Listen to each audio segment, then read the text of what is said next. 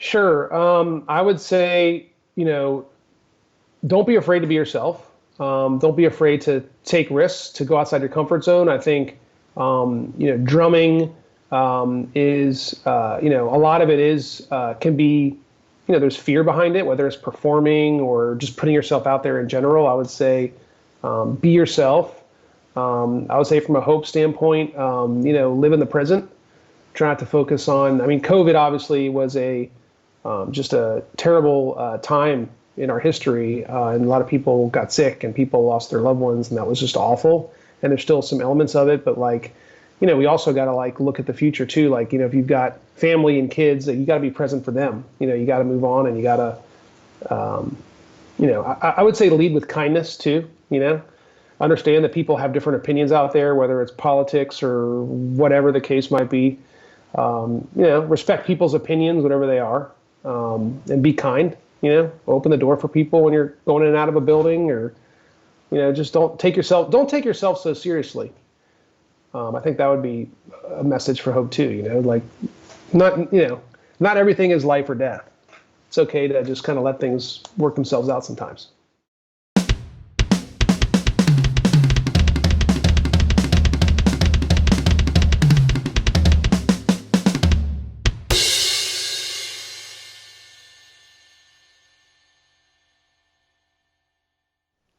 Hey everyone, welcome back to the All Music Matters in That podcast. I'm your host, Brian, and joining me today, Josh Cohen. How you doing, brother? I'm doing great, man. How about you? Not too bad. And JT, I'm trying to pronounce your YouTube name, Jtree drum covers, right? Or JG drums, however you pronounce it. Jtree drum covers. Jtree was just a nickname I picked up in high school, and I started doing the drum cover thing. I don't know why I didn't use my real name, and that was just my nickname, and this is kind of what I started with, and I just kind of kept it, and so yeah. I would say the reason why I was struggling with it too, I'm so used to it's like Jay-Z or something like that, or whatever you think of the rappers or anything like that, but no, it's like two initials or something like that, JD or anything like that too, so that's why I was struggling there. Yeah, I did some friends too, it was like that, so Josh, the way this works is this podcast here is just to get to know individuals, both as the person. Technically, I meant to say it the other way around, but both as the person and as the drummer too. So basically, we just go through some questions right here, and I got them right here. You ready? I'm ready. All right. Let's do it. So start with the first one.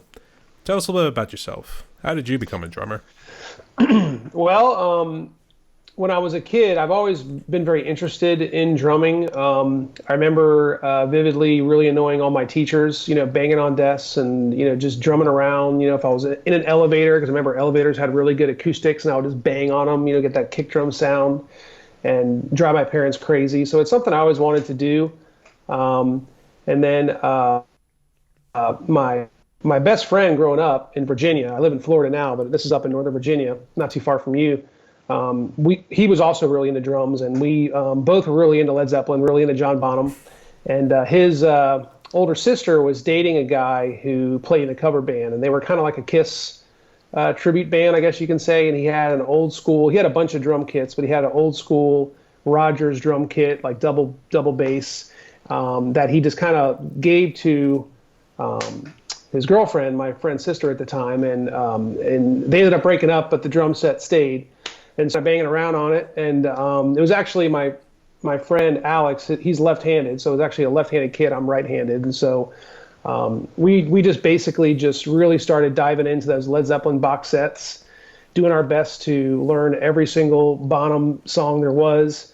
And he was left-handed, so we would move the hi-hat over sometimes when we would do that cover, and then sometimes I would just play it left-handed.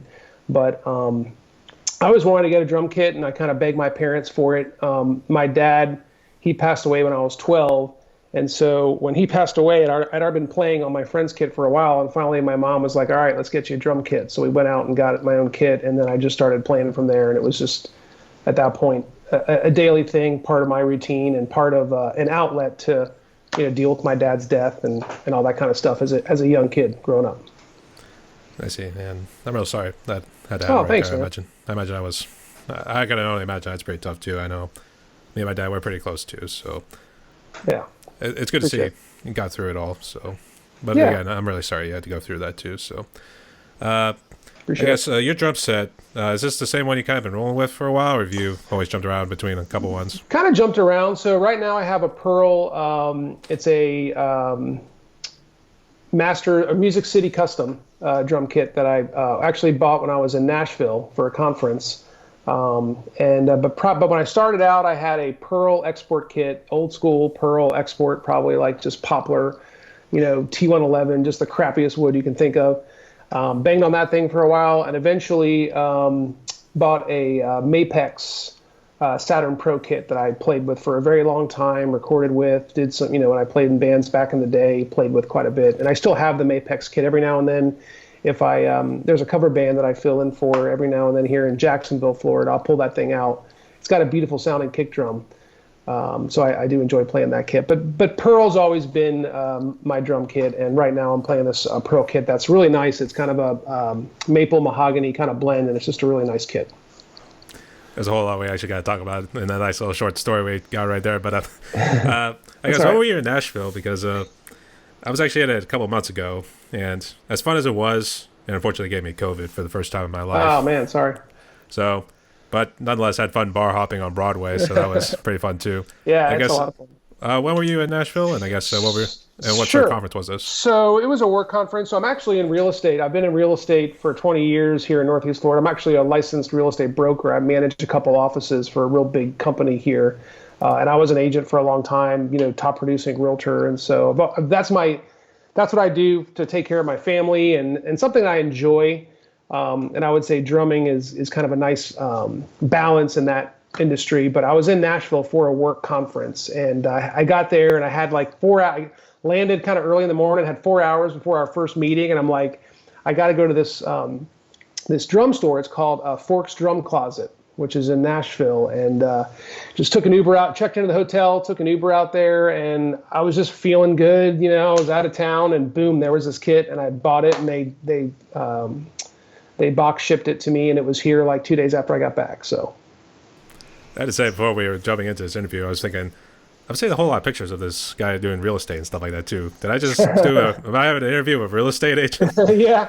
Well, I'm a broker, so I manage, I'm in like a leadership position, right? So I manage, I've got like 100 or so agents under me, and they all know I play drums. A lot of them probably don't even know I have a YouTube channel. I think a couple of them have found it on their own and been like, dude, I saw you on YouTube, like playing drums. I didn't even know you played drums. So it's kind of one of those things where I guess I let people kind of find out, and people that know me personally know that I'm a drummer, like my neighbors and my good friends and stuff. So and it makes it tough because I wish I had more time to play the drums and do covers, because it's become part of my work-life balance routine. So Well, I had to say it's kind of like a dual personality sort of thing too. Like Clark Kent of the Superman whole you thing. do both, man. I mean, it's just who I am, right? I mean, it's a part of it, I mean, I'm a better, and I'm sure a lot of drummers maybe feel this way, but like I'm a better husband and dad, and in my work, I feel like I'm a better broker or leader in real estate when I'm consistently playing the drums, because it just balances me out. It's very therapeutic for me. I see that. I was just kind of making a joke too. Like he gets out and he comes, or he runs into like the telephone booth or something like that. JT drums. There we go. There you go. Up on the drum set. Be like, dude, maybe. I saw you play the drums. So Yeah. I don't know. We need like the Lex Luthor to kind of figure it out too. Like, so Mr. Cohen, or that sort of thing. So, Yeah. Sure. that's it. But you did say Jacksonville too. I guess, are you a big Jacksonville Jaguars fan? We enjoy the Jags. Yeah, I mean, they had a good year. Trevor Lawrence really brought a lot of positive energy to the team, and our new coach Doug Peterson. So yeah, we had season tickets. We kind of let them go, but yeah, it was nice to see the Jags do well. But growing up in the D.C. area, Northern Virginia, I've always been I still call them the Redskins fan. I grew up, going to Redskins and Eagles games back in the day, man. Like back when the Redskins were competitive and winning Super Bowls, and Randall Cunningham. I mean, I was going to those games when I was a kid. So I don't know. What'd you think of like the whole name change to Commanders? it's a political thing, man. I mean, whatever. I guess I get it, but I still call them the Redskins, not because I'm trying to be a jerk or anything. It's just creature of habit, Well, that's what you've known Everyone's about. got their opinion. What's that? I mean, that's just how you know them by. That's Yeah. how they were throughout our whole lives, really. So, Yeah. I mean, Yeah, man. Everyone's got their opinion, and I try not to get into all that, but yeah. Good man. But I had to say, go back to the Jags. I think I was actually watching that game too, and I'm thinking like, because he threw 4 interceptions in that first half, right? And then all of a sudden, boom! It's like the switch just went off, and he came back, and we won with a game-winning field goal. So The Chargers game, is that the game you're talking about? yeah, the wild card game, yeah. Yeah, that was crazy. No one thought we were going to pull that one off. I mean, that was insane. There's some really good mojo going with the team. So we'll see what happens in the future. And the Steelers, I mean, ever since Roethlisberger retired, they're trying to figure things out too. But they've always just been a powerhouse. Well, I would say it was to be expected when he was going to retire. But, Sure.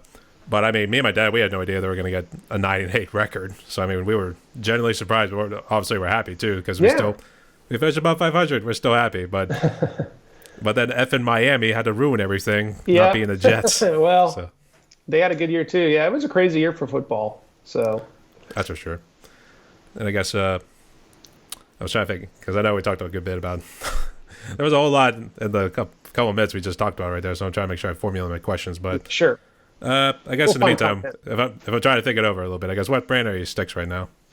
Vader 3A fatback wood tip sticks. I've played them for a real long time, and those are sticks that I use. How about you?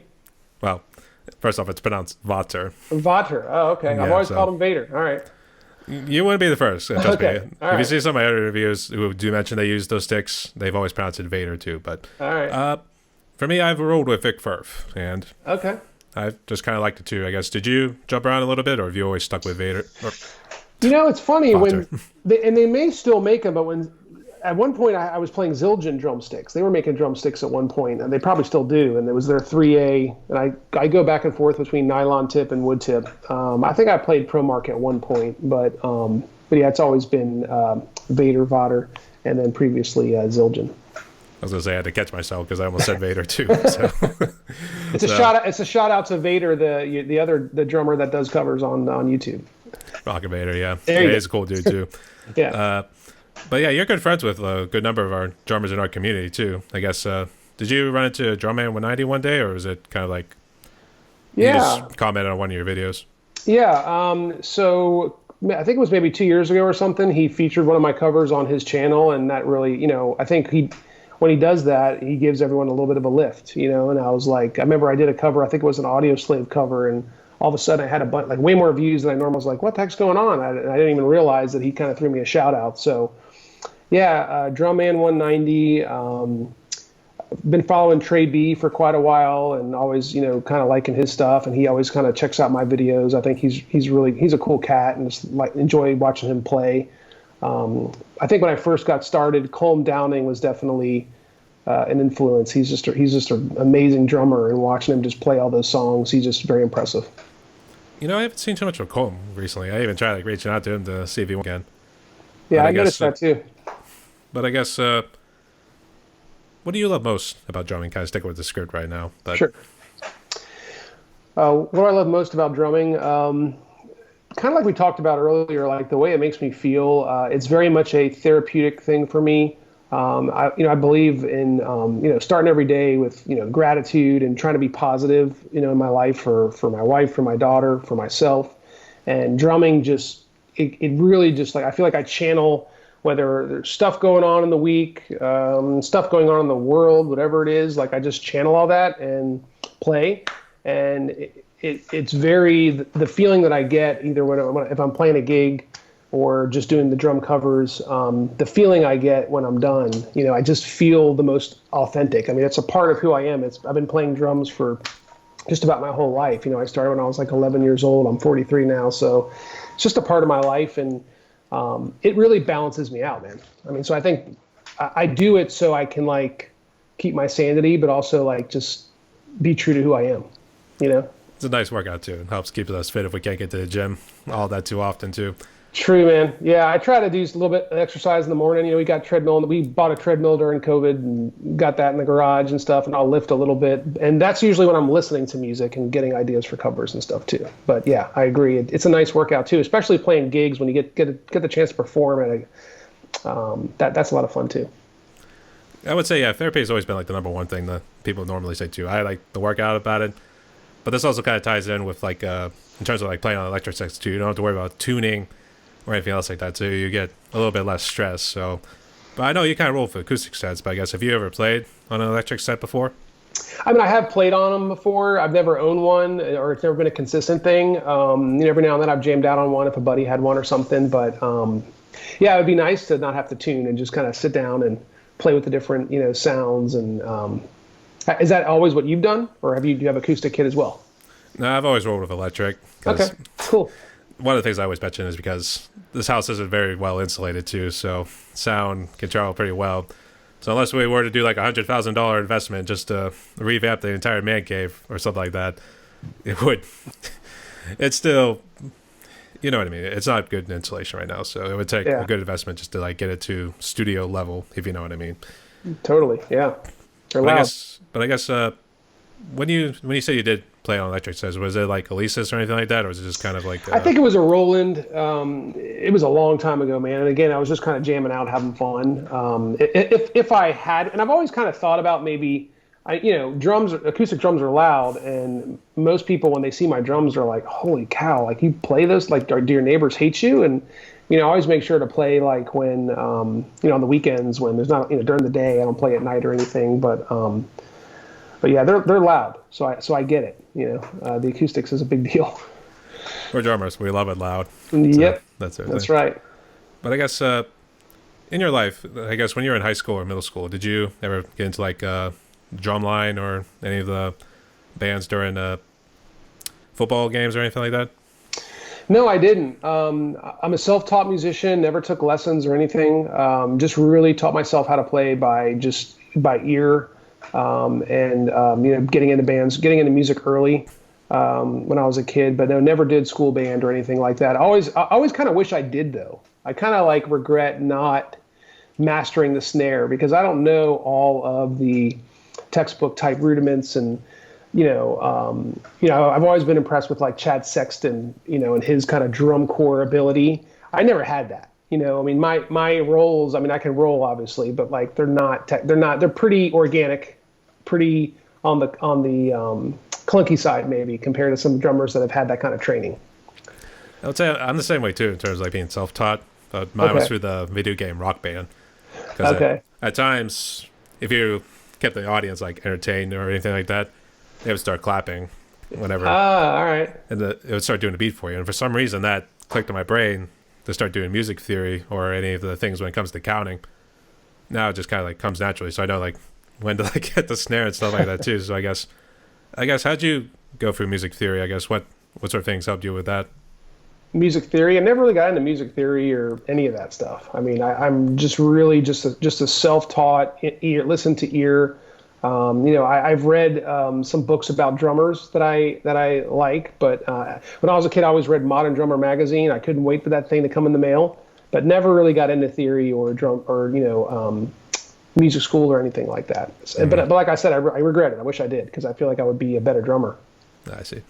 I guess who were some of your biggest influences in your life? I know you mentioned about Chad Sexton and stuff like that, but I guess who else? And he wasn't a huge influence. I would say obviously early on, John Bonham, like I mentioned, really into just, the triplets and the drive and the feel and the funky groove that he brought to the table. From there, obviously Dave Grohl grew up like in Alexandria, Sleepy Hollow, Falls Church, which is an area where I grew up. And so always been really into Nirvana and Dave Grohl and, of course, the Foo Fighters. Chad Smith is a huge influence. Obviously he's no longer playing Pearl drums, but Pearl, Sabian, I was always really connected to Chad Smith. And just the band that I played in back home, we were kind of like a funk rock band. And so Chad Smith, Primus early on, really got into him quite a bit. Matt Cameron from Soundgarden. And then Dennis Chambers. I remember getting a Dennis Chambers instructional video when I was like 13 or 14 years old. And I think I would just, trying to go to bed at night, I just popped that thing in the VCR and used to watch that thing like obsessively and just really learned a lot and was inspired a lot by Dennis Chambers as well. Which group did he play in, Dennis Chambers?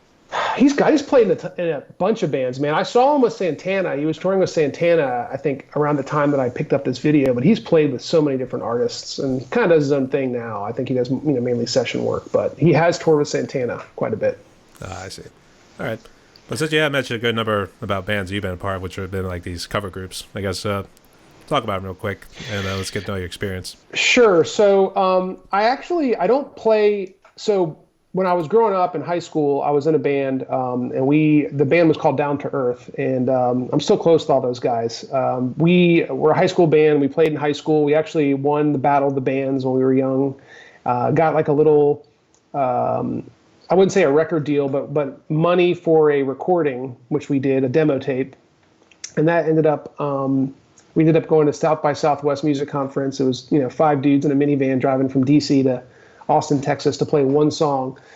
And from that, we ended up getting like a little mini record deal to make a tape. But so we were like a funk. So in the DC area, it's a very diverse musical city, funk, hip hop, rock. And at the time, we're talking like the late 90s, like 98, 99, just a lot of whether there's like the punk scene in DC, then there's like the P-Funk element, and then there's Fishbone and all these different kinds of groups. And so we were kind of like a hybrid of all this different kind of musical styles. And so that was a band that I played in for a while. Then, we were playing gigs in the DC scene, played some college shows. We'd go down to like Young, that whole crazy lifestyle. And then that didn't last. And so when I moved to Jacksonville, I played in a couple different cover bands, not full time, just the first cover band I played in was, I was an agent and the guy was a mortgage broker, and we started a band. And the most recent band that I play with, which is really just a fill-in spot, they're a really big cover band in Jacksonville. They play probably 3-4 nights a week.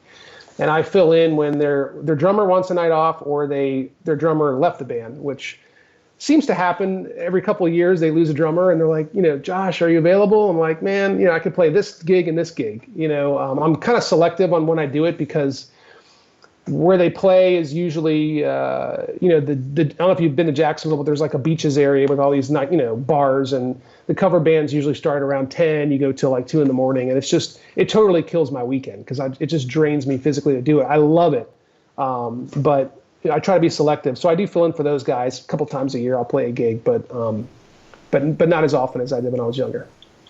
I've actually never been to Jacksonville. I've actually driven through it once, and actually I kind of wish I had kind of gone in to see it, but was it close to like along the beach line? Is that what you kind of talk about? So that's one of the places, like, the beaches area. And Jacksonville is really big. I mean, you can drive like an hour and still be in Jacksonville. It's a huge, huge city. But St. Augustine also has some clubs that we play into near a college down there called Flagler University.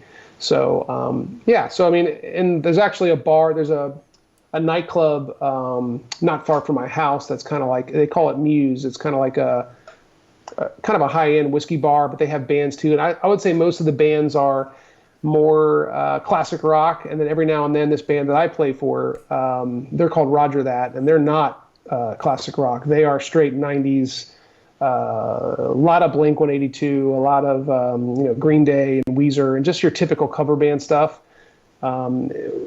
So they're always kind of like, the people in the crowds are kind of like, what are these guys playing? Like, it's not AC/DC, it's, a Bad Religion song, so it's a lot of fun. They're playing genres that were like, came so much later for some of the old timers who are so used to like the 70s and 80s hard rock and the early metal days too. So it's kind of, I don't know what you say, it was like a culture shock sort of thing to them in a way. Maybe. It's like Blink-182. I don't know what this is. What's going on? Yeah. I'm losing my mind. Or something like that. They play some older stuff like Violent Femmes and, some of the older type music like The Cure, which I enjoy playing that too. When I play with those guys, I'll tell you that's a good workout because I think there's like 40 to 50 songs that we play 3 sets or something, and you got to be physically. You have to be able to handle that physically as a drummer. It's something I only do sporadically, but it's a lot of fun. I enjoy it.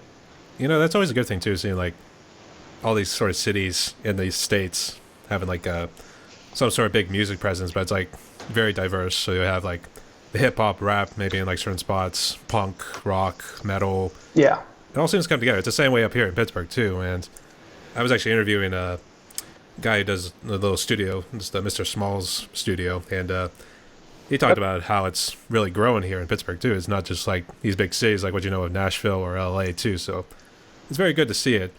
And I guess, has Jacksonville always had a nice big music scene, or has it been growing over the couple No, decades? we really don't have a great music scene. I mean, I think it's starting to grow. I mean, the city's been growing quite a bit. Northeast Florida. The part I live in is St. Johns County, which is just south of like Jacksonville, but we're still in Jacksonville. But there's not really a big music scene. There never really has been. I mean, some of the bands, obviously Skinner was from Jacksonville, right? But like some of the newer bands that came out over the years, like Yellow Card is the one to mention that came from Jacksonville, but not a ton. It's very much a classic rock kind of vibe, just in general, and that's what I noticed going out to a lot of the bars and stuff when I first moved down here. But we have some great music venues now, and we get some great artists that come too, so that's good.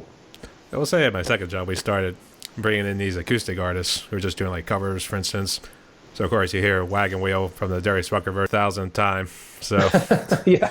you can only imagine how that is. But it's definitely good because it definitely brings in a lot more people. So, Yeah. I'd say I kind of wish you did it more on Thursdays because that's your Thursdays or sort of thing. Do you say you do it more on the weekends whenever you get called up and you want to go do Yeah. it?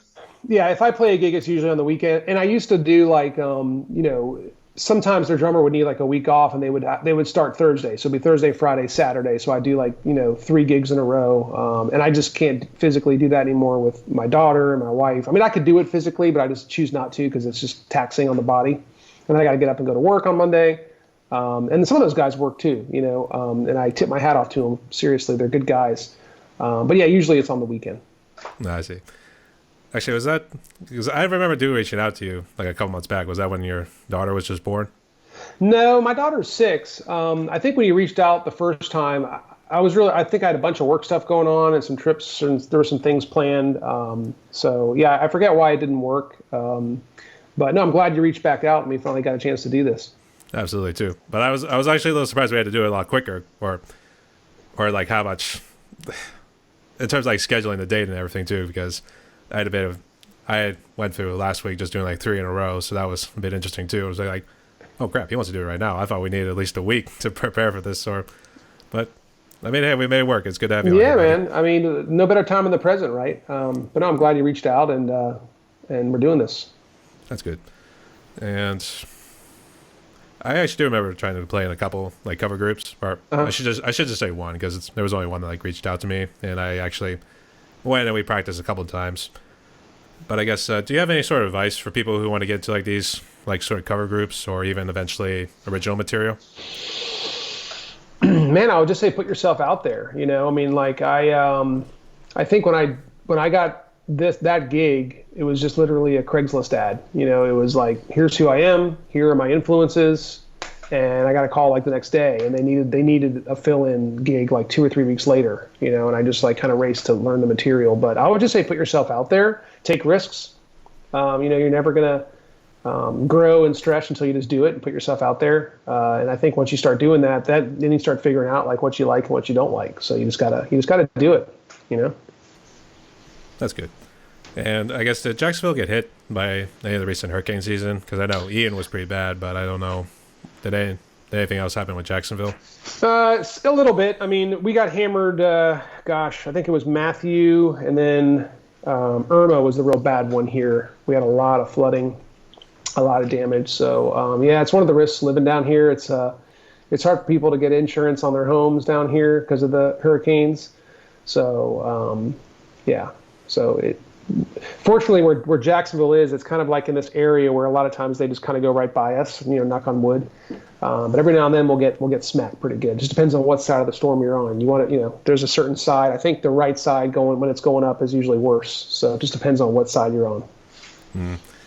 Yeah, that's pretty much the downside of Florida, because otherwise, I think just moving down there, I think during like, was it October to March when it's like the best time to like live down in Florida because it's still like warm, but it's not like the scorching humidity sort of heat too. Yeah. That's what I want to say, but I think it's also still hurricane season because I think October and November, right? Is those the 2 months when it happened? Yeah, that's usually when it starts to peter off, kind of right around the holidays. I mean, like right now it's in the 80s, and like yesterday it was like in the 60s. So where I'm at in Northeast Florida, they call it South Georgia. Very much still kind of like a southern town, but we do get a little bit of a winter. A couple nights every now and then it'll be in the 30s, and then the next day it'll be like 80 degrees. But yeah, it's typically pretty hot, and I don't mind the heat. I mean, when I moved here from Northern Virginia back in early 2000, like I knew I was moving to Florida, I was going to be hot, and you just deal with it. We've got a pool, which is nice. We can go splash in that thing or go to the beach. I mean, I'm 20 minutes from the beach, so That's pretty good. Do you do like a little? Well, I guess how big are the waves? Does it allow you to do any sort of surfing like you see on the California coast? Yeah, I don't surf, but man, people surf down here. There's some great waves down here. We've got some great surfing spots. The water, I mean, you can get in it. I've actually gotten in like January before. It's a little cold, but I mean, there's probably people out there surfing this morning, no question. That's pretty cool. Yeah. And I know you talked about Charlottesville a little earlier. I guess that was when you used to live in the DC area. I guess, have you been back to Charlottesville recently, ever since that whole thing happened in 2017? No, I haven't. I haven't been back there at all. In fact, I haven't been up to visit my friends up in the DC area in a while. But no, I have not been up there. Do you go down there at all, or? I haven't actually been there, but I'm always curious, especially like when you have like, all these people like walking around with tiki torches and that sort of thing too, Yeah. apparently. Yeah. And then afterwards you have that tragedy that happened to one person and the whole thing with the counter protesters. So I didn't know how bad it was rocked. I think on a good note for the college there, the University of Virginia, they actually won March Madness the one year, so that was at least a very good thing too. So yeah. I'd say no if it still felt like a second home to you in a sort of way or anything like that. But no, not at all. I mean, I would say the DC area is definitely a second home, but yeah, that was just a couple times we went down there to play, so not a huge connection. Okay. But I know you were talking about like traveling from DC all the way to Austin just to go and play a song too. And I think that's one of the downsides when it comes to like touring or like any sort of thing in the music scene. I guess, how many times actually have you done it first off? Was it just maybe a couple times? So that was for the South by Southwest Music Conference. We had an opportunity to go play and be, judged basically. It was back when like MP3s were becoming like really popular, and there was this company, I can't even think of it, that gave us, I think it was like $5,000 or something to go like record. But no, we would go like, we would go as far south as like some of the college towns in Southern Virginia. And then we actually played a lot in DC with a lot of bands from not Pittsburgh, but Philadelphia. At the time, the Roots were a really popular hip hop group. And I remember playing a couple gigs. In fact, one time we played a gig where there was a spin-off group from the Roots, and I'm not really super into hip hop, but at the time, we were playing kind of like this funk rock hip hop kind of music. But there was this group called the Jazzy Fat Nasties, and they were kind of like a spin-off of the Roots, like they're like Jazzy Fat Nasties. That's what they were called, and they actually opened up for us. And I think one of the bass players at the time, I think that the bass player for the Roots came to that gig, and they opened up for us, and like the place was packed.